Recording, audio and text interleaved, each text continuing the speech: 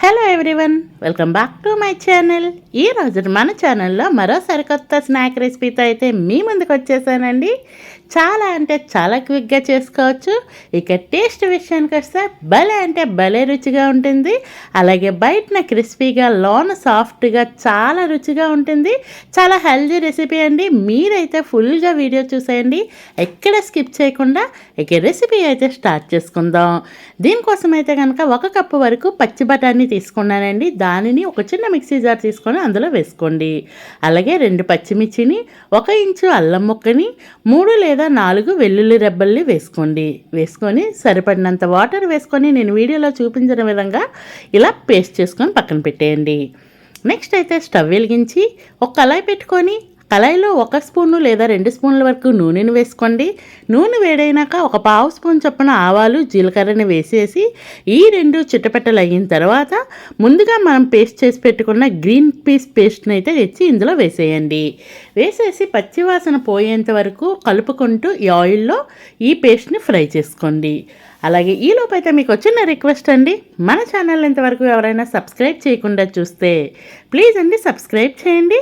Video నచ్చితే like చేయండి, మీ friends and family మెంబర్స్కి షేర్ చేయండి.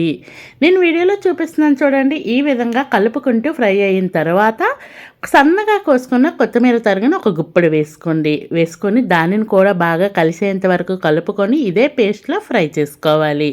అలాగే టేస్ట్కి తగ్గ సాల్ట్ వేసుకోండి. ఇంతవరకు మనం ఎక్కడ సాల్ట్ వేసుకోలేదు కదా, ఈ పేస్ట్కి సరిపడా సాల్ట్ని అయితే ఇక్కడ వేసుకొని మొత్తం అంతా బాగా కలిపేసుకొని ఈ కళాయికి అతుక్కోకుండా విడివిడిగా వచ్చేంత వరకు ఒక ముద్దలా అయ్యేంత వరకు కుక్ చేసుకోండి.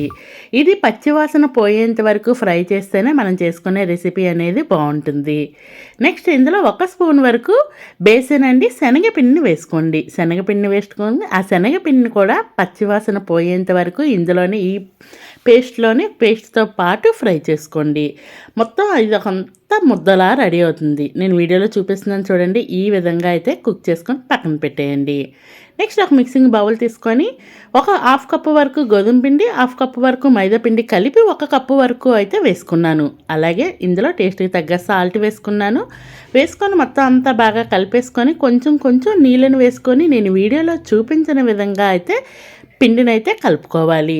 రెగ్యులర్గా చపాతీ పిండి ఎలా కలుపుకుంటామో అదే విధంగా కలుపుకోవాలి. స్మూత్గా వచ్చేంత వరకు కలుపుకోవాలి. ఇలా చూపిస్తున్నాను చూడండి. ఈ విధంగా కలుపుకున్న తర్వాత మూత పెట్టేసి ఒక 10 నిమిషాల పాటు పక్కన పెట్టేయండి. 10 నిమిషాల తర్వాత చూస్తే పిండి బాగా నాని ఉందండి. ఇలా నాని ఉన్న పిండిని మరొకసారి బాగా కలుపుకొని చిన్న బాల్స్ లాగా అయితే నేను వీడియోలో చూపిస్తున్నాను చూడండి. ఒక పెద్ద నిమ్మకాయ సైజ్ అంత బాల్స్ లాగా అయితే తీసుకొని పొడి పిండిని జల్లుకుంటూ చపాతీని రోల్ చేసుకోండి. మరీ మందంగా ఉండకూడదు, అలానే మరీ పల్చగా ఉండకూడదు. పల్చగా ఉంటే స్టఫ్ అనేది బయటకు వచ్చేస్తుంది, మందంగా ఉంటే పైన లేయర్ అనేది ఎక్కువైపోతుంది.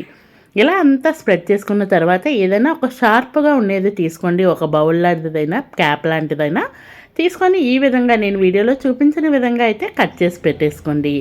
నేను కాస్త పెద్ద చపాతీ చేసుకున్నాను కాబట్టి ఎక్కువే వస్తాయండి. ఒకేసారి చాలా ఎక్కువగా వస్తాయి. లేదు అనుకుంటే చిన్న చపాతీలు చేసుకొని కూడా చేసుకోవచ్చు.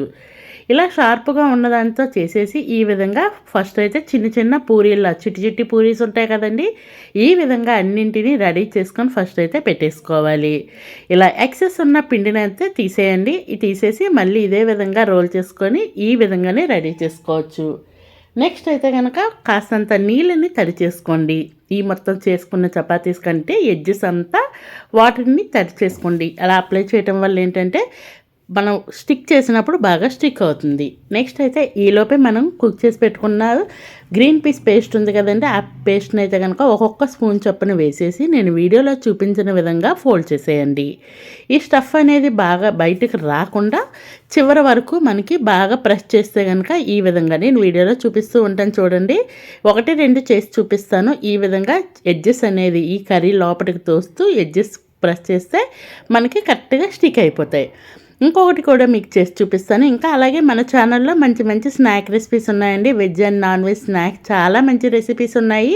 మీకు టైం కుదిరితే కనుక వాటిని కూడా చూడటానికి ట్రై చేయండి. అలాగే ఈలోపు అయితే నేను ఒక వాయికి సరిపడా చేసుకుని రెడీ చేసి పెట్టేసుకున్నా. అలాగే ఈలోపే డీప్ ఫ్రైకి ఆయిల్ పెట్టేసుకున్నాను. ఆయిల్ వేడైనాక వేడి ఆయిల్లో వీటిని మనం రెడీ చేసుకున్న వాటిని వేసేసుకోవడమే. వేసుకొని వన్ సైడ్ కలర్ వచ్చినాక రెండో వైపు టర్న్ చేసుకొని రెండు వైపులా మంచి గోల్డెన్ బ్రౌన్ కలర్ వచ్చేంత వరకు ఫ్రై చేసుకోండి. ఇవి medium to high flame adjust చేసుకొని ఫ్రై చేసుకోండి. లో ఫ్లేమ్లో ఫ్రై చేసుకోవద్దు, క్రిస్పీగా రావు. ఇలా కళాయిలో ఎన్ని సరిపోతాయి అన్నింటినీ వేసుకొని అటు ఇటు తిప్పుతూ నేను వీడియోలో చూపించే విధంగా గోల్డెన్ బ్రౌన్ కలర్ వచ్చేంత వరకు ఫ్రై చేసుకోండి. చూస్తుంటేనే నోరు ఊరిపోతుంది కదండి. టేస్ట్ అయితే చాలా చాలా బాగుంటుంది. ట్రై చేయండి. ఈసారి మీరు పచ్చి బఠానీ కొనుక్కున్నప్పుడు అస్సలు స్కిప్ చేయకుండా ఈ రెసిపీని ట్రై చేయండి. ఫైనల్లీ మన రెసిపీ అయితే రెడీ అయిపోయిందండి. Ready to eat. Thank you for watching. Please do subscribe to my channel. Thank you.